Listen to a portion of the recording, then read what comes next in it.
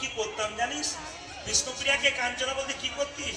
আমার গোরা যদি হতো কালো, আমার গোরা যদি হতো কালো, যদি হতো কালো, ওই আমার গোরা যদি হতো কালো, অঞ্জন করিয়া নয়নে রাখিতাম।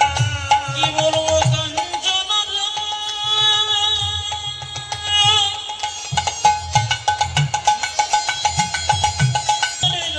আমার গোরা যদি কালো হতো আমি চোখে কাজল করে পড়তাম। লাগে তো ভালো, আজি নাকি তো ভালো, লাগে তো ভালো, আজ নাকি তো ভালো, লাগে তো ভালো। নাকি তো ভালো, আমার গোরা যদি হতো। আগেকার মেয়ে দেখতে যেত যখন বাবারা, তখন বলতো খুকি তোমার চুলটা খুলে দেখাও দেখি তো। পিঠ পর্যন্ত চুল হলে নাকি বলতো লক্ষ্মী বটে। এখন গিয়ে বউ দেখতে গিয়ে একবার বলেন যে চুল খুলে দেখাও, দেখো তোমার বেটার আর বিয়ে হয় কি। আচ্ছা, তারপর এখন তারও সব দরকার, এখন তারও সব দরকার হয় না। হ্যালো আর গেল। আমি মিথ্যা কথা বলি না, সত্যি কথা বলি। কেন? এই ছোটবেলা থেকে কি মায়েদের বাবাদের, আস্তে আস্তে বাবা কিছু মনে করবে না, মায়েদের বাবাদের কি কাকুতি আমাকে বলে, আমার ছেলেটাকে একটা আশীর্বাদ করুন যেন মানুষ হয়ে যায়। আপনার ছেলে কিরকম? বলছে বাবা রে, আমার ছেলেকে যখন খেতে দিই না, মোবাইল না দেখলে খাই না। আমি বললাম 15 বছর আগে মোবাইলটা দিয়ে দিব, লাইন ধরে নেবে আর তোমার দরকার হবে না। আমি তাই বলবো। আমাদের পাশের বাড়িতে একটা মেয়েকে 15,000 মোবাইল কিনে দিয়েছে, 5 দিন পরে বিয়ে হয়ে গেল। রং নাম্বারে লেগে এলো, নিতাই গৌর 1500 টাকা। কিছু মনে করবেন না মায়েরা, এই যে খোপার কথা যখন বললাম, আগেকার মায়েরা খোপা বাঁধতো। আমি দেখেছি আমার মা কাকিমাদেরকে পাকিয়ে পাকিয়ে পাকিয়ে পাকিয়ে বেনি বেঁধে দিত, কি সুন্দর খোপা বাঁধতো, তার মাঝে ফুল দিত। কিন্তু এখন আর খোপা নাই। কেন বলুন তো? এখন দোকানে গিয়ে যদি কেউ থাকেন, অপরাধ নেবেন না, যার দোকান সে রাগ করবে, মোদির চাঁদাও দেবে না।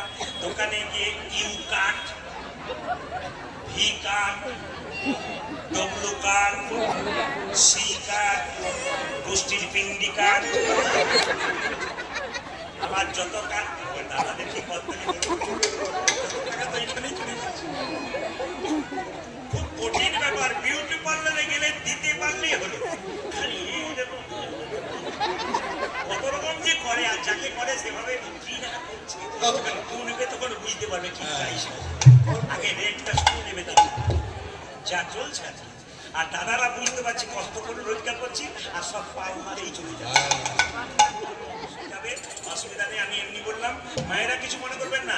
আবার দেখবেন এইদিকে তাকান, আমাদের ওখানে দেখেছি, আমি যেখানে কীর্তন করতে যাই, যার বাসায় বাড়ি, যার বাড়িতে বাসা পাই, কিছু মনে করবেন না। কীর্তন শুন, এই পুরোদার বাড়ির কথা বলিনি কিন্তু, আমি অন্য জায়গায় বললাম।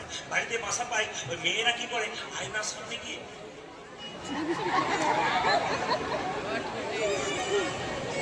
মানে কালো রংটাকে যত সাদা করবার চেষ্টা করছে।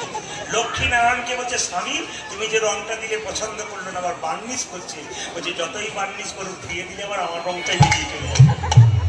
ও তো লোক ঠকাতে বেরোচ্ছে, ধুয়ে দিলে তো ওই রংটাই বেরোবে, লোককে ঠকাতে বেরোচ্ছে। ওই জন্য চিন্তা নেই। মায়েরা এইদিকে তাকাবেন। হ্যাঁ, আপনারা সবই করবেন, নিশ্চয়ই করবেন, কারণ এখন শৌখিনতার যুগ এসেছে। আপনাদের কোনো বাধা দেব না, আপনারা অবশ্যই করবেন। আমাদের আদি মায়েরা সেগুলোকে ধরবেন, আপনাদের জীবন সুন্দর হবে। আমি আজকে কতগুলো কথা রূপের মাধ্যমে বলে যাব। আমাদের ভেতরের রূপটাকে চেঞ্জ করার জন্য কিছু রূপের কথা বলে যাব, সেই রূপের কথা আপনারা আজকে শ্রবণ করবেন।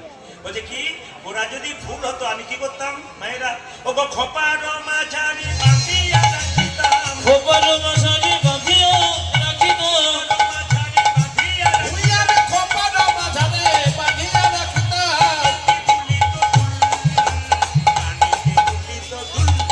আমি খোপার মাঝারি বাঁধিয়া রাখিতাম, কানেতে দুলিত দো, কানেতে দুলিত দো,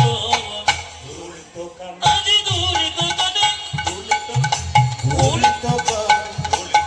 আজি দুলিত কানে,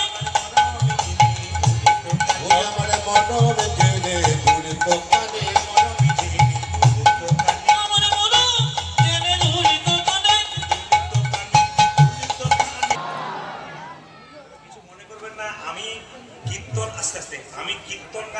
বছর অভিজ্ঞতা বললাম।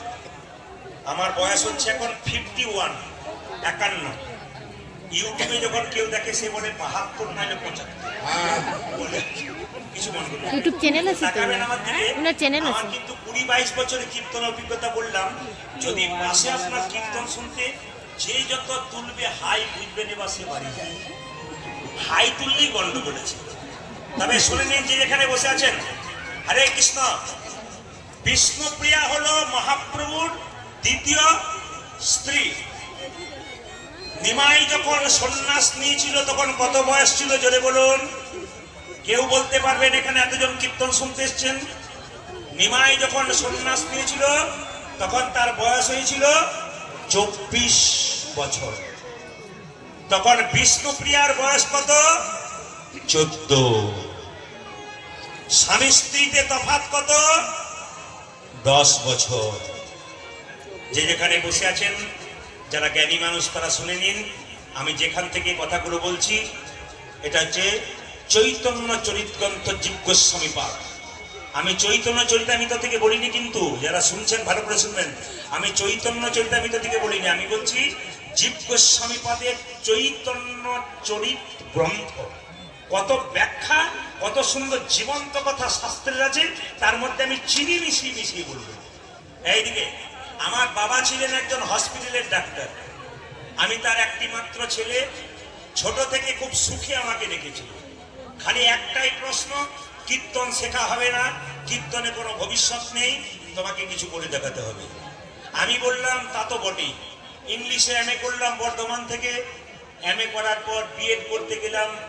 আমাকে যাতে কীর্তন না শিখতে পারি তার জন্য ধানবাদে আমাকে ল পড়বার জন্য পাঠিয়ে দিল। কিন্তু মহাপ্রভুর কি কৃপা, আমার বাড়িতে কুলদেবতা মা মনসা আছেন। আজ থেকে নয়, প্রায় 10 পুরুষ থেকে আছে। তো মায়ের কি কৃপা, মায়ের মন্দিরে আমার জেঠিমা একটা প্রদীপ দিয়েছিল। তো জেঠিমা প্রদীপটা দেওয়ার পর বলেছিল যদি ছেলে হয় তাহলে প্রদীপই নাম রাখবো। একদিন রাত্রিবেলায় মা স্বপ্ন দিলেন আমার মাকে, ছেলেকে অন্যায়ের পথে অপরবার জন্য গেলে কেন, মিথ্যা জন্মে ছেলেকে আবার ফিরিয়ে নিয়ে এসে। ওখানে কাগজপত্র উল্টো পাল্টা হয়ে গেল। আমি বাড়ি ফিরে এলাম। বাবার ভয়ে ফাঁকে ফাঁকে ফাঁকে ফাঁকে এর বাড়ি ওর বাড়ি গিয়ে চুপচাপ রিহার্সেল করে চলে আসতাম। তারপর থেকে মা আমাকে সাহায্য করলেন, আমার নিজের মা, তুই কীর্তন শেখ। কীর্তন শিখতে শিখতে শিখতে শিখতে যখন প্রচুর সাধুগুরু বৈষ্ণবের আবির্ভাব আমার বাড়িতে হলো, তখন আমার বাবা আমাকে বলতে শুরু করলেন, খোকা আমি বুঝতে পেরেছি একটা স্কুলের শিক্ষক হলে তোকে একটা এলাকার লোক চিনত। এখন বুঝতে পারছি তোর জন্য কত সাধুগুরু বৈষ্ণব আমার বাড়িতে পদার্পণ করেছে। সেই দিন থেকে আমার বাবা মালা নিলেন। সেই দিন থেকে আমার বাবা মালা নিলেন।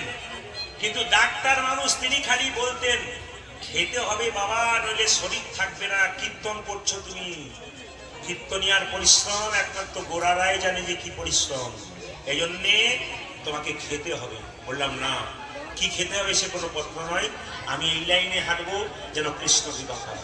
আমার বন্ধু বান্ধব 7 জন, একই সঙ্গে কলেজে পড়তাম, 4 জন মেয়ে 3 জন ছেলে, 3 6 জন। ভালো প্রতিষ্ঠিত হয়ে গেল ওরা। কেউ শিক্ষক, কেউ শিক্ষিকা, কেউ প্রফেসর, অনেক কিছু হয়ে গেল। ঠাট্টা করতো আমি যখন কীর্তন করতাম, ফোনে ফোনে বলতো তুই কি করলি রে? বলে কেন? আমরা সরকারি চাকর নিলাম, এই চাকরি করলাম, আর তুই কি করলি? কীর্তন শিখলি। আমি বললাম তোরা তো সরকারের চাকর হলি, আর আমি এমন একজনের চাকর হলাম, একটা তো সাধুগুরু বৈষ্ণবের চরণ ধরে আমার।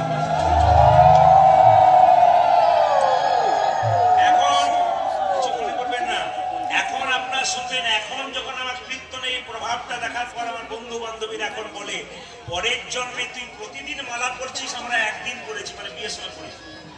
একদিন পড়েছি, তুই প্রতিদিন পড়ছিস রে ভাই, পরের জন্মে ঈশ্বরের কাছে প্রার্থনা করে যেন তোর পথের পথিক হতে পারে। বলে আজকে কেন কষ্ট পাচ্ছিস? বলে না না, আজকে বুঝতে পারছি, কিন্তু বাবা কিছু মনে করবেন না, এই পথে চলা বড় কঠিন বটে। যুগ এমন এসেছে যে এই যে কীর্তন করছি বলে আপনারা ইউটিউবের মাধ্যমে দেখবেন কত অসাধু ব্যবসায়ী ইউটিউবার আছে যারা আমাদেরকে নিচে নামানোর জন্য কত রকম ফরমাইশ তৈরি করে নিচে নামাবার চেষ্টা করছে। আপনারা দেখে নিয়েছেন সবাই। কিন্তু ভালো ভালো মানুষ যারা, তারা বুঝতে পেরেছেন, এবং সেই যারা অসাধু ব্যবসায়ী তারা বলতে চাইছে প্রদীপ বাবুর লাখ লাখ ভিউজ, প্রচুর মানুষ প্রদীপ বাবুকে দেখে, কিন্তু আমরা চেষ্টা করি তার মানে কি যদি একটা কেউ আমার ভালো বলে টাকা রোজগার করে, কেউ আমার একটু মন্দ খুঁজে টাকা রোজগার করে, তো মনে মনে ভাবি যদি মন্দ বলেও টাকাটা রোজগার করে তোমার ছেলে মেয়ের সংসার চালাতে পারো, তা তো ঈশ্বর তোমাকে কৃপা করো। তবে অন্যায় করে কেউ করো না, ভালো করার চেষ্টা করো, এটা বারবার। বহু গুণী মানুষ আমাকে বলেছেন যে বাবা, যখন পৃথিবীতে সংসারে কেউ বড় হয়ে যায়, তাকে টেনে নামানোর জন্য বহু লোক থাকে। আমার গুরুদেব বললেন, দেখো বাজ পাখি যখন আকাশের ওপরে উড়ে যায়, তখন কাকগুলো দেখবে কা কা কা কা করে ওকে টেনে নামাবার চেষ্টা করে, কিন্তু বাজটা নামবার চেষ্টা করে না, ও লক্ষ্যে যায়। আমি তো বাজ পাখির মতো ওপরে লক্ষ্যে যাব, আপনাদের মতো সাধুগুরু বৈষ্ণবকে গৌর গোবিন্দের কৃপা। এখন তারা বারবার বুঝতে পারছে যে না, এগুলো আমরা অন্যায় করে ফেলছি, কিন্তু বুঝলেও বুঝবে না, কারণ চোর শোনে না ধর্মের কাহিনী। যেমন